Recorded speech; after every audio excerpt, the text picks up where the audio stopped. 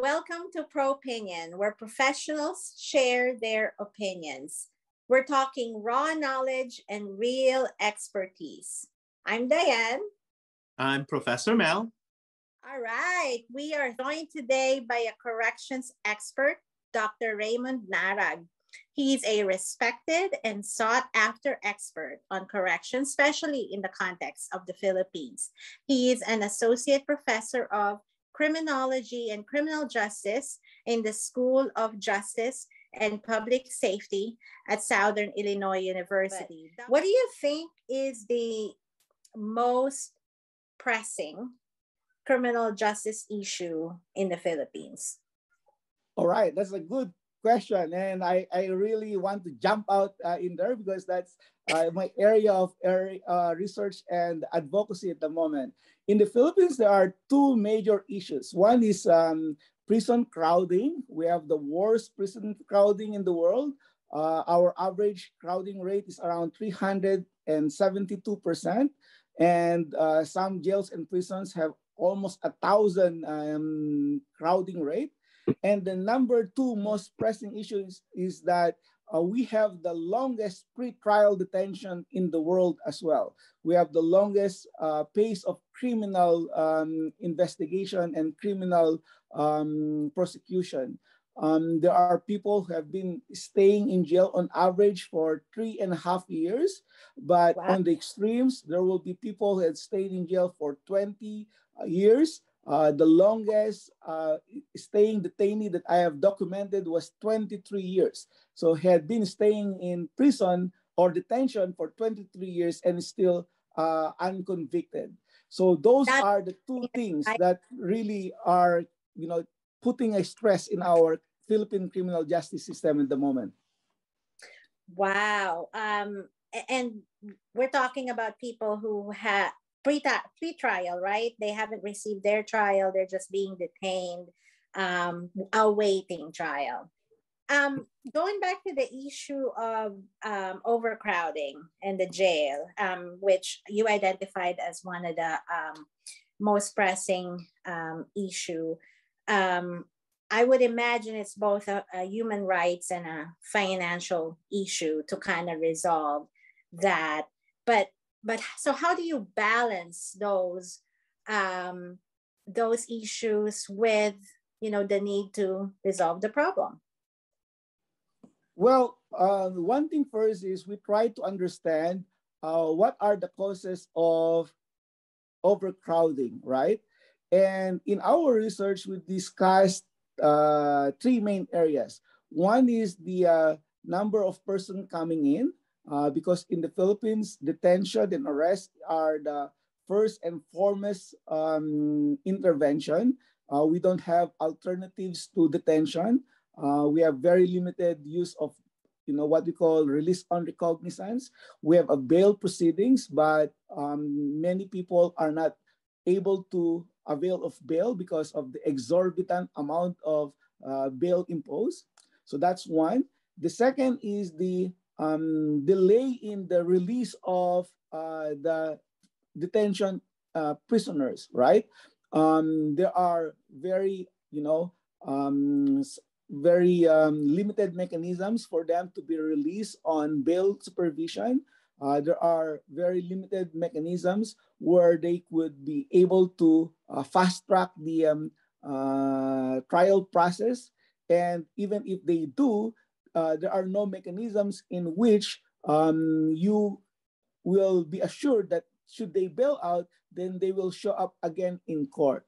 So because of all of these problems, it has become, accepted. It has become a natural tendency for the Philippine criminal justice actors that, they are accused of crime, they are arrested, then they stay in jail, in detention or in prison for a long time, and it's just acceptable as such. No one really complains when they have been in detention for 6 years, 10 years, or 15 years, or whatever long it is. It has become part of the cultural problem as well. And then finally, the structural issues. If there could have been investment in resources such that, for example, Quezon City has a population of 4 million people, but its jail has a capacity of only of 785 people, right? So how come a city as big as Quezon City, with millions of resources, could not even construct its own new facility? And because of lack of new facilities for its jail, then we have an overcrowding rate in Quezon City. So there are around 5,000 detainees in Quezon City, and the city jail has only a capacity of less than 800 people. And that's because there's, lack of intention to create new facilities as of this time. So the jail overcrowding is a product of one lengthy trial or lengthy pretrial processes, correct? That's correct. It's also a product of lack of facility space, correct? And so given that, you think what is the solution to prison overcrowding or crowding? Well, there are three efforts that you could do. One is to minimize the input. Second is maximize the output. And third is shorten the throughput, right? So when you say minimize the input, there should be an alternative ways of thinking through how do we respond to crime. So for example, in the Philippines right now, everything is, criminalization and putting them in the detention center. For example, we have one of the most draconian policies in terms of drug policies.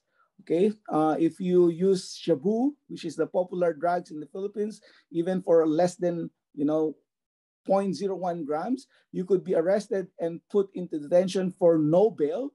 And if you get convicted, you could be put in prison for a life imprisonment, right? So we need to rethink through these sentencing policies that we have. We need to think through whether we need to put this low-level first-time drug users in prison or not. So that's what you call by reducing the input to our criminal justice system. The second one will be improving the output. Go ahead. Yeah, are you suggesting decriminalization or just sentence reduction? It could be both. What? For example, for drug users, for drug dependents, we all know that there's evidence to say that, drug dependency is more of a medical health problem, right? And so the better approach will be public health approach, providing them with, support on how to do away with their drug dependency and drug addiction. Now, for drug dealers, of course, we want to make sure that they refrain and be deterred from doing these, lucrative drug sales that are illegal. And so we don't really want that to be decriminalized. However, we want to have a more rational policy for that. And that's where you use these drug dealers, you use the prisons or detentions, the limited space that you have be reserved for them. So that's what we mean by a more rational policy in our drug problem. Okay. Now, aside from reducing the input, we need also to maximize the output, right? So for example, in our criminal justice system in the Philippines right now, our efforts have been to introduce alternatives to pretrial detention and alternatives to incarceration. One of the things that we have recently fought this week is that the amount of bail had been reduced to 10,000 pesos if you are a first-time drug offender or first-time offender, right? Because before, the amount of bail is like 200,000 pesos.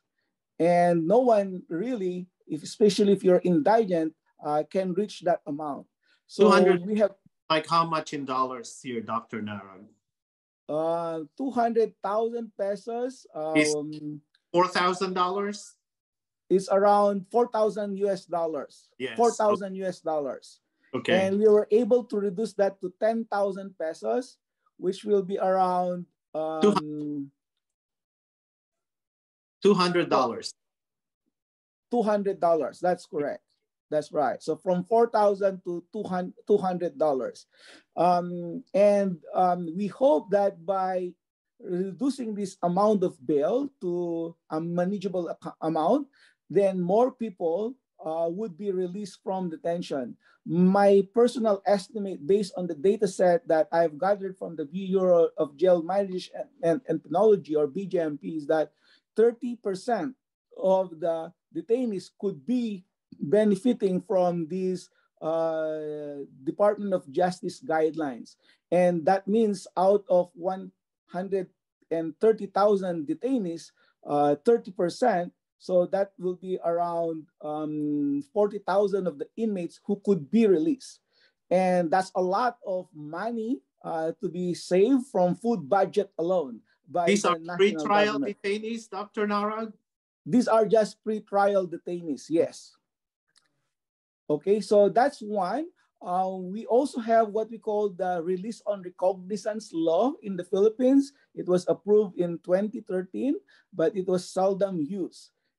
And so we are now hoping that the prosecutors and the defense lawyers could maximize the benefits of this recognizance law. And we have been working closely with the Supreme Court of the Philippines so that they could develop a circular on how to maximize these legislative laws that have been introduced but rarely utilized. But for So the that's sake the of second one. viewers, Dr. Narag, what is what we call as the recognizance release? So recognizance release is the mechanism where indigent individuals who could not post an amount of bail, they could be released through the recognizance of a person in the community, a reputable person in the community. And this person who will take recognizance of the person who had been released will promise that they will bring these accused to the court during court hearings. So that's really a very progressive law, and you simply have to show proof that you are indigent and that you could not post the amount of bail. And if you have sufficiently proven that, then the judge should release you to the recognizance of those reputable persons in the community. So that's how it works in the Philippines. Now, that's the second one, maximize the release. I believe in the Philippines, we introduced what we call as good time several years ago. And for the sake of our listeners, good time is like a reward system for every day that you behave well in prison, that you will gain like points, right? A reduction in your day of sentence. So sometimes it's 1:1, correct? That you will have one good time for every good behavior days that you have. So that would practically cut your sentence into half if it's 1:1, correct? Do you think that's a good process to be adopted? I know the United States already has that. Good time procedures, but is that a good process for the Philippines? Theoretically, it is a very good process. As you have mentioned, you are rewarded by demonstrating good behavior while in detention and while in prison. We call it the Good Conduct Time Allowance Law. And in fact, there are 3 types of GCTA in the Philippines. One is the ordinary GCTA, which is the good behavior. Second is the what we call TASTAM, which is the time allotted for studying, teaching, and mentoring. So meaning to say, if you teach your fellow inmates, if you are role model inside the facility, then you could even gain additional number of days. And it's equivalent to 15 days per month. So aside from the 1:1 that you have mentioned, you could still gain additional 15 days.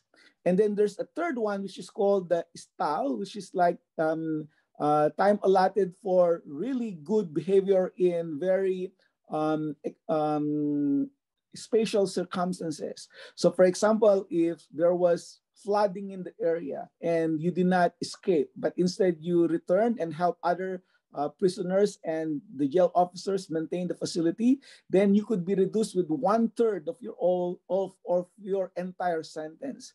And this happened during the Yolanda flooding victim in Leyte, where there's this huge storm and the inmates just stayed in the Leyte Regional Prison, and they were all awarded 1/3 reduction of their sentence.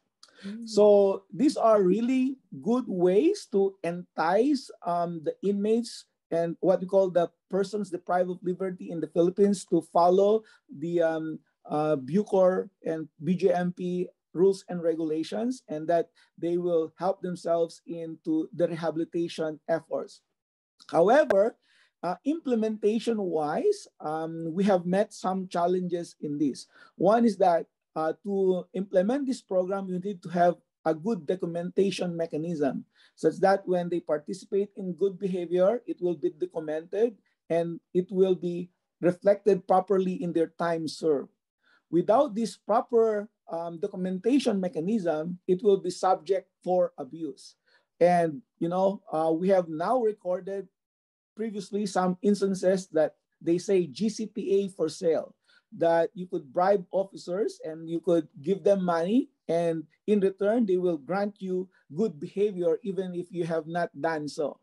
And it created a lot of intrigues and controversy in 2019, because so many non-deserving serious PDLs were able to avail of this good conduct time allowance, even if there's no proof that they have been good behaving. So it is a work in progress. I've been working with the Bucor and the BJMP on how to properly document and how to properly register all the GCCTA credits that they have developed in digitalized and automated mechanism, so that it will be foolproof from corruption and influence peddling. But of course, there are so many facilities in our corrections. We need to train all our jail officers and prison officers on how to properly effect the GCTA law. So it's a work in progress. But theoretically, it's a good intervention. It's more about the implementation that's more challenging. I have a very philosophical question here, perhaps a practical question for you. Is that, don't you think that good time as a policy is or runs counter with the principles of rehabilitation? Because some of them, as we know, are not really reformed individuals, but just because they're motivated to go home early, right, and earn that good time, they just go along with the program. They just sleep all the time and don't do any wrongdoing. But in reality, they're not really reforming themselves. And I can think about some of the manipulators or offenders who might manipulate this kind of system, such as those who are involved with drugs and organized crime, right? Drug dealers and organized crime members, just because they want to get out early, right? They just pretend to go to these education and reform schools or reform lectures and so on, so that they earn good time and save a lot of people during calamities and so on. Oh, now I can get out a third of my time and enjoy the amount of money that I have stashed away somewhere in the Swiss bank or something. Don't You are correct. safeguard to, is there a safeguard to that kind of a system that, you know, in order not to defeat the Mhm. principles of rehabilitation?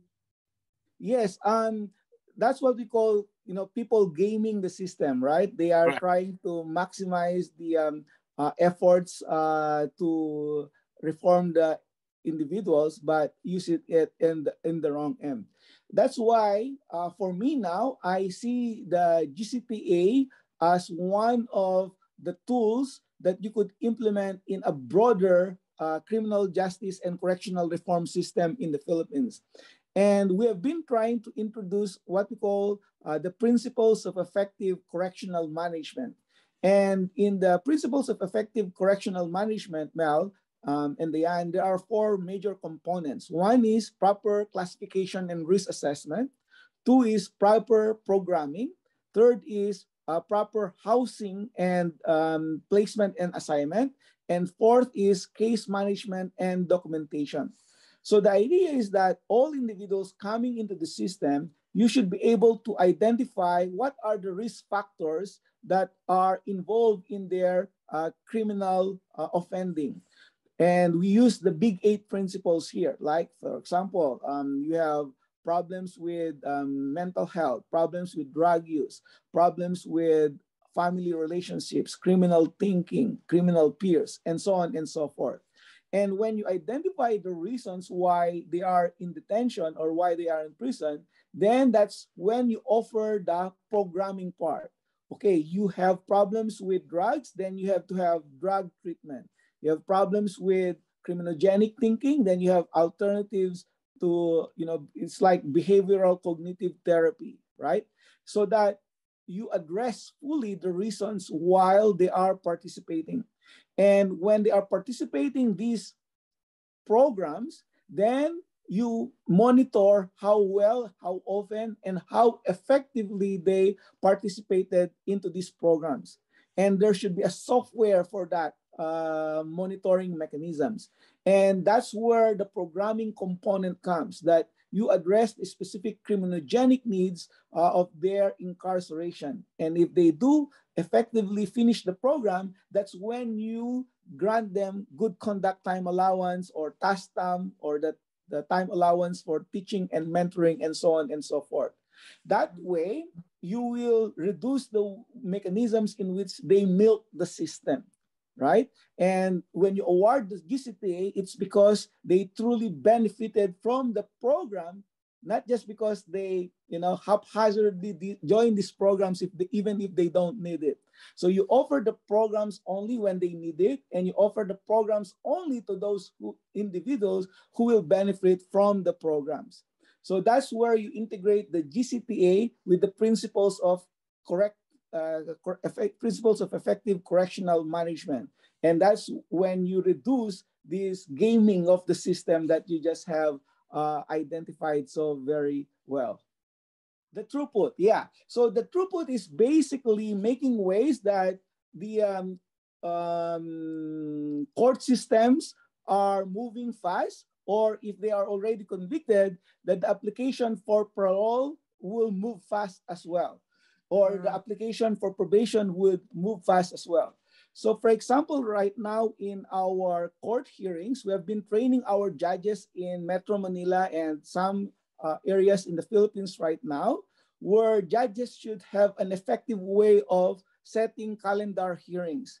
Because Mel, some judges, because they are overwhelmed with cases and workload, they set as many as 50 to 75 hearings in one single day. And of course, 75 hearings in a single day, mathematically, if everybody shows up, that's just 2 or 3 minutes per person, right? And so if one or two person shows up and they have their witnesses, all the rest will be postponed for lack of material time. And because of that, it leads to longer delay. And judges, they are very good with law, they are very good with, latest jurisprudence, but they are not very good in court data management, in docket management, in calendar hearing management. It's more about administrative skills that they should learn. So the Supreme Court right now, through the PhilJA, the Philippine Judicial Academy, had been training the judges to be managerial in a way that they should know how to manage their dockets very efficiently and effectively, and hoping that this will fast track the court hearings.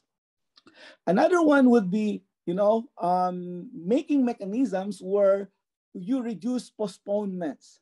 Mel, you would not know, in a year, only around 8 months will be allotted for hearings. There will be 4 months that will be automatically, used for other purposes. What are those other purposes?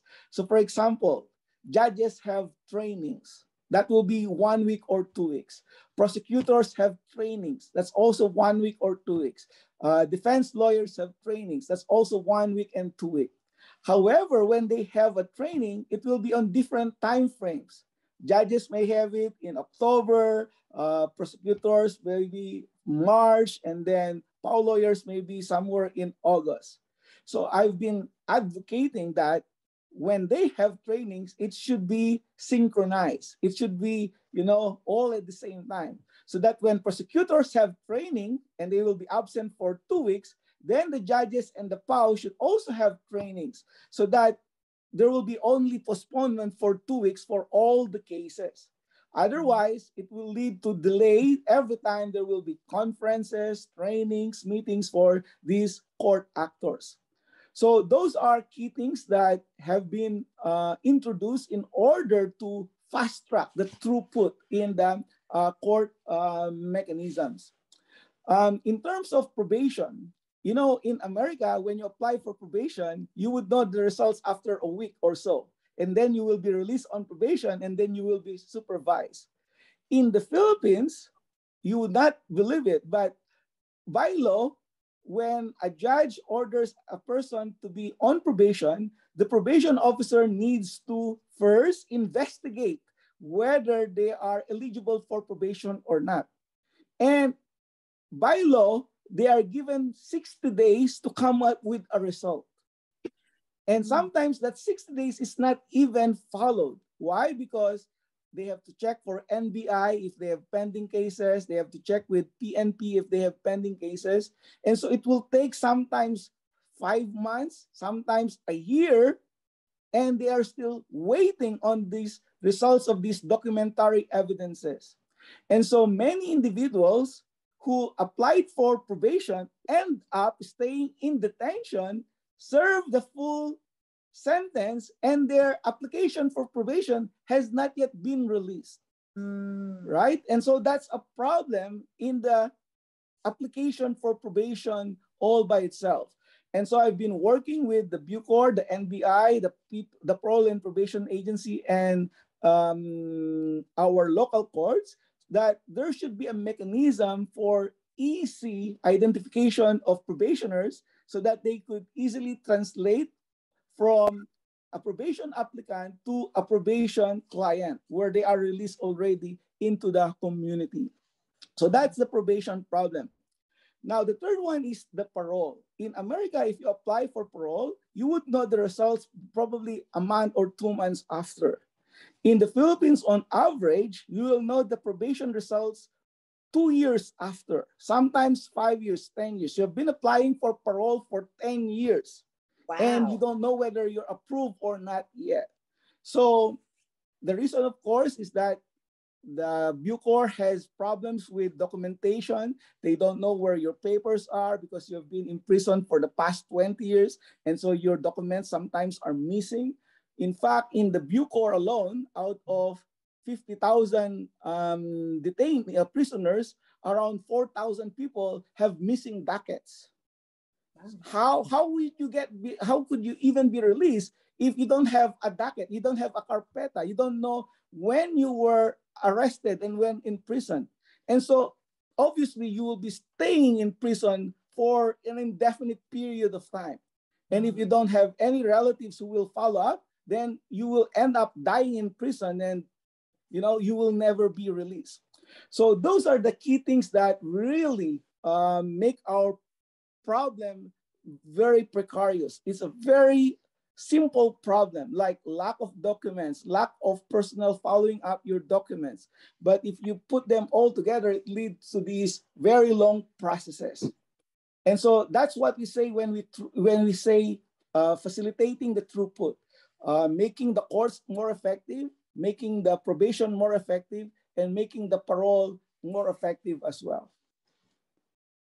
Is it an issue of lack of enough people processing this stuff, or and also the other thing that came to mind is digitalization, and I'm trying to figure out, is there an effort around there? Because I would imagine that's a little bit of an issue too, that not a lot of documents there are digitized, right? That's correct, Rian. And in our studies, we identified three major issues in all these delays.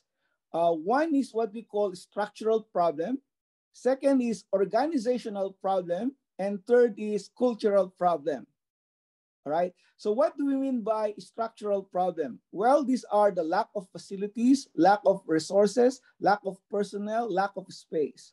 So for example, in the Philippines, especially in Metro Manila, one judge would attend to say 1,000, 2,000 cases. Sometimes a judge handles as much as 10,000 cases, especially in urban areas. And so the judges are really overwhelmed. And because of this, judges retire early, and it now creates problems with replacement. And those are just what we call structural problems. Second will be the organizational problems. Because of the lack of personal facilities and space, the judges now, or the criminal justice actors now, develop what we call coping mechanisms, right?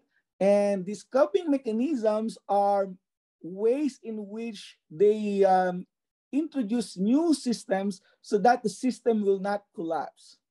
So for example, in the context of jails and prisons, you lack personnel, right?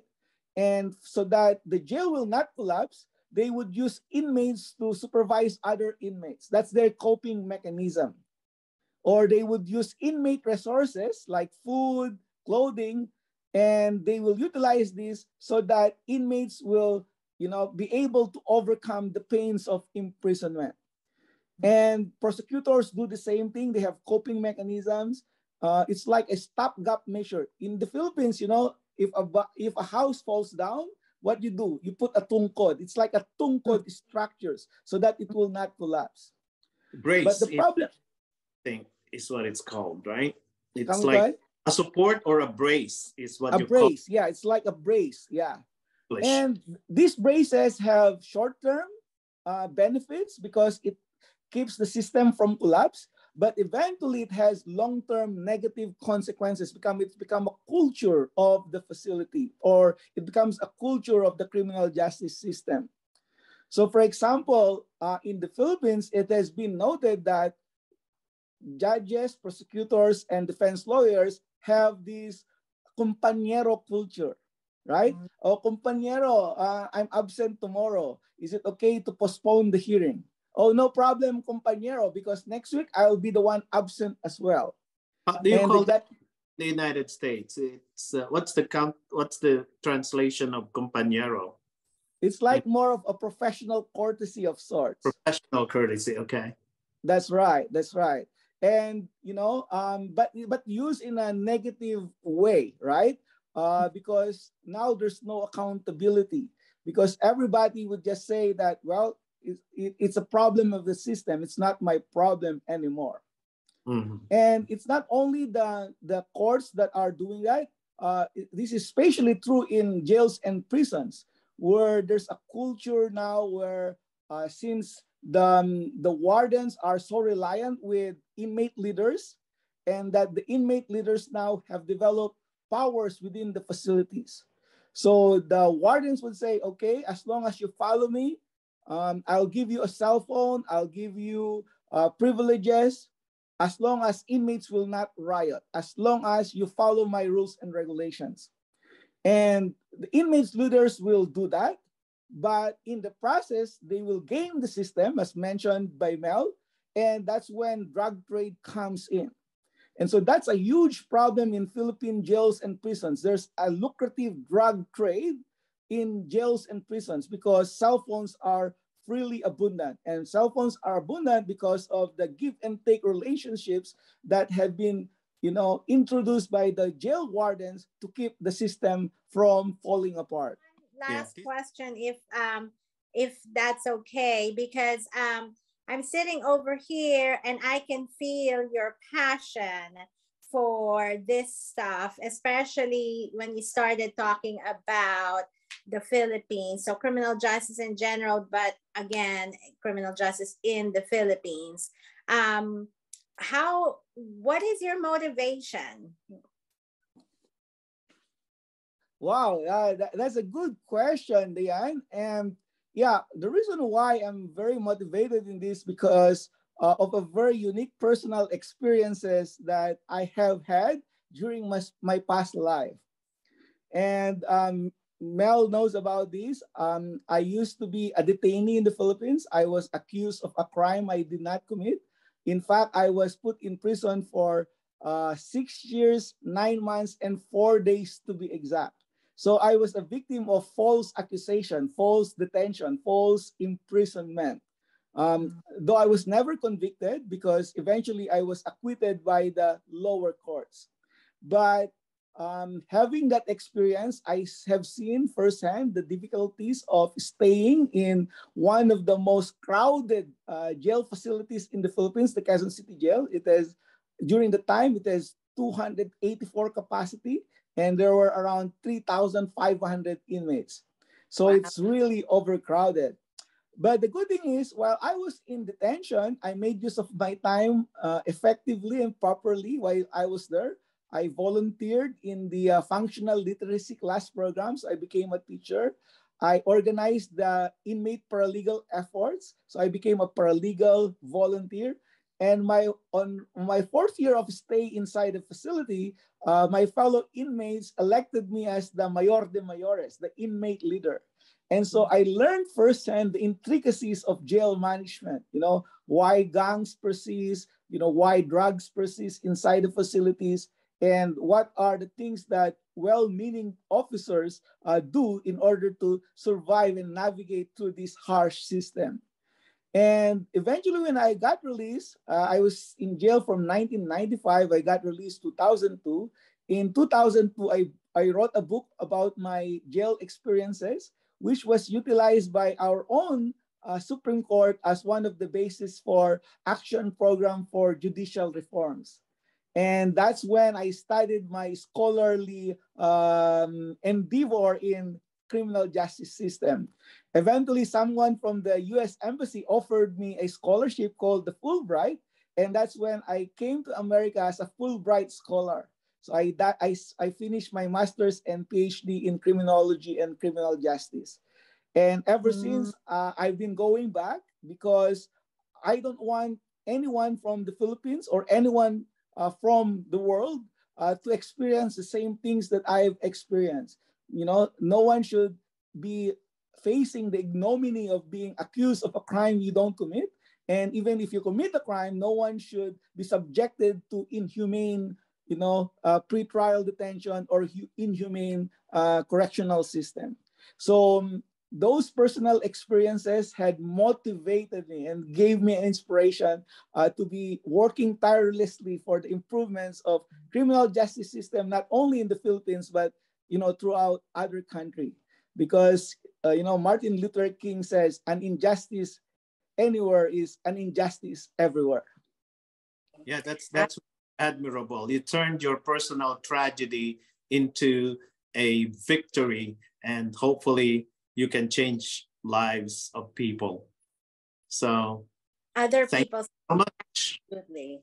Yes, because I can feel that where it's coming from is pretty deep. And so we appreciate you sharing that. And we appreciate all the work that you've been doing. And thank you so much for joining us today. And it was really such an enjoyable chat, and really learned a lot today from you. So we really appreciate it. Thank you. Thank you, Dr. Narag. We would like to hear your comments and thoughts about our topic today. So don't forget to put your comments below and like and subscribe our channel. And also, we'll see you next time. Thank you. Thank you.